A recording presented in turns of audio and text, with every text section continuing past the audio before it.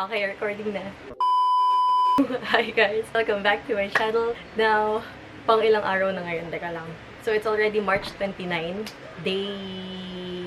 Basta, quarantine pa din hanggang ngayon. At, dahil doon, napag-isip-isip ko na gumawa na isang bagay na pagsisisihan ko. So, ito na yun guys. Kung nandito kayo para makita ko kung paano ako mag-fail, just keep on watching.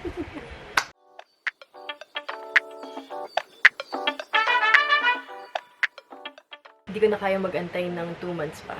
So, ito na, gagawin ko na talaga guys. So, re-record ko siya para makita nyo kung paano ako mag-fail.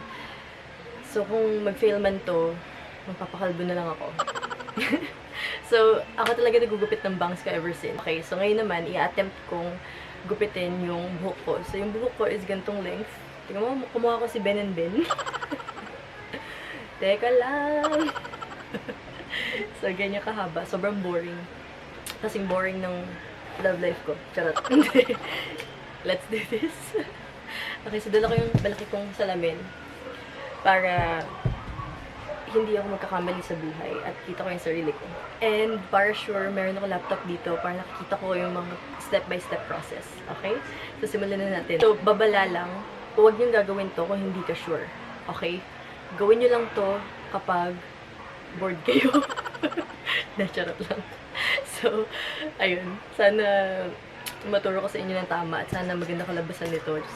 Oh, ang mga tools is brush, clip,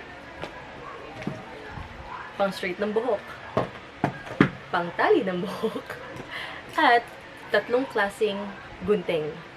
Okay? So, itong gunting na to is dinekwat ko lang sa baba. Kitchen knife namin to. So, lagit ako kay mama. Panghiwa namin na longganisa to. Okay, next is itong gunting na to. Vlogger ka, girl. So, itong gunting na to is panggupit ng mga... Basta yun na yun. And itong maliit na gunting na to, baby shark, panggupit sa mga manloloko dyan. Medyo kinakabahan talaga ako sa gagawin ko. So anyway, first step, kailangan mo alamin kung hanggang saan ang gusto mong buhok. Okay? So susuklayin natin to. And talaga nag-ayos talaga ako para sa inyo guys. Kasi gusto ko naman, pag nag-fail ako, mukha pa din ako presentable kahit pa paano. Okay, so using my hair, ito diba todo support yung mga aso. Go! Kaya ko to. Okay. So, ito. Well, may bangs pa kasi ako dito. Kasi lagay yung bangs ko. Teka lang, hindi ko mahanap. So, yan yung bangs ko. Ako lang nagupit niyan. Ngayon is, babaguhin natin yan. Kung bored ka, magupit ka ng buhok.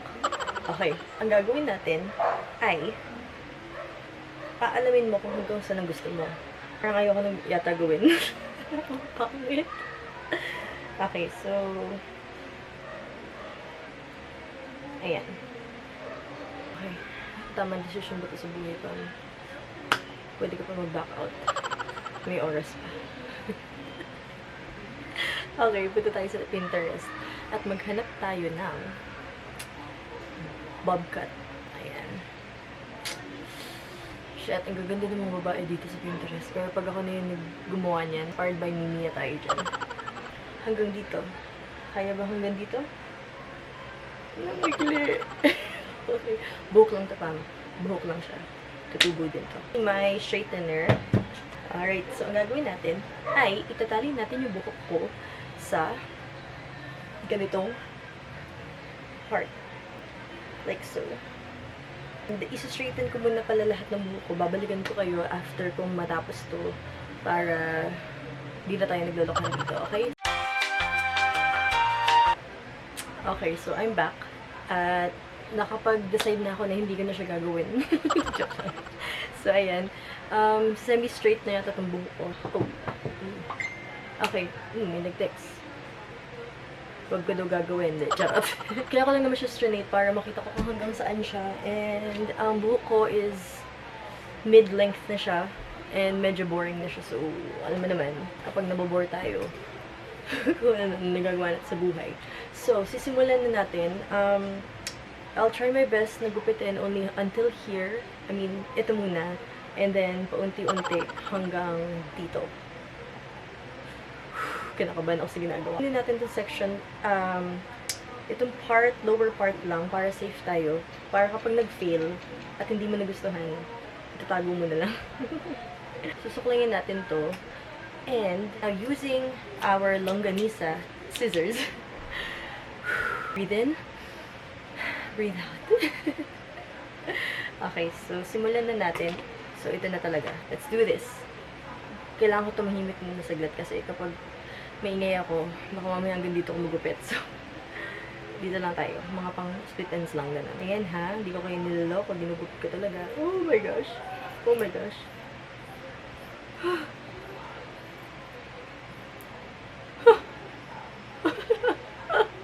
Ayok na. Joke lang. Wala ako ng basurahan. Isa pa pala yun, huwag kakalimutan magdala ng basurahan para itatapon mo na lang lahat doon ng mga kasinungalingan na sinabi niya. Okay, so let's do this. Ganito na siya kaikli. Kita niyo ba? Okay, from here. Diba? Seryoso na ako. Gawin ka na to. Oh my gosh, ito na. Oh my gosh!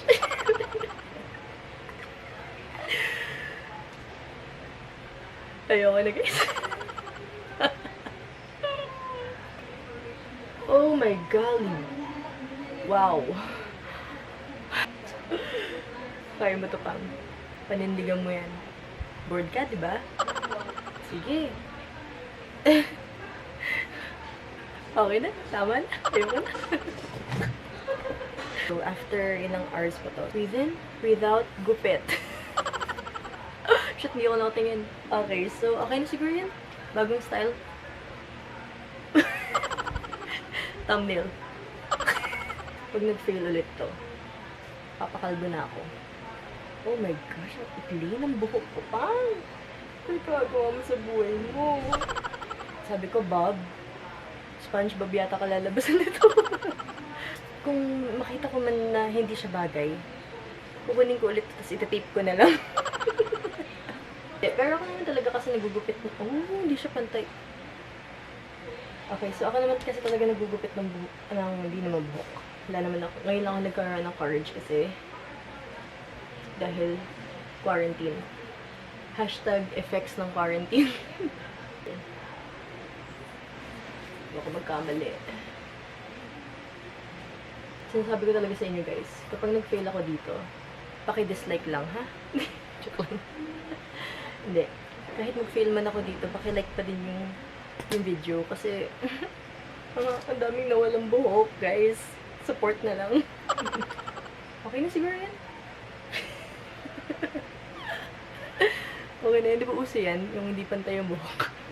Okay, bibilisan ko na kasi yung battery ng camera ko mauubos na.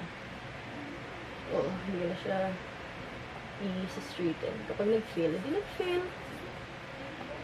Para sa mga nagtatanong daw, kung bakit daw sobrang about sa lagi sa dating yung aking mga vlogs. Pero, gusto ko lang. Bakit ba? Oh my gosh, na-realize ko, hindi siya pantay. Ha? Pantayin natin yan. Don't you worry.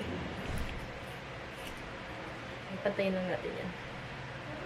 At kapag pumantay na, tama. Alam ko na gagawin. Tatalikod ako. Yes,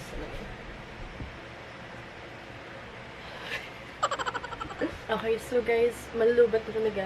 Gusto nyo makita? Para maniwala kayo na malulubat na yung phone ko. Ayan na, oh. Okay. So, ang gagawin ko muna ay gugupitin ko muna siya and then papakita ko na sa inyo yung final na itsura. BRB guys. Para makapag-focus din ako kasi feeling ko papalpak. Okay, bye!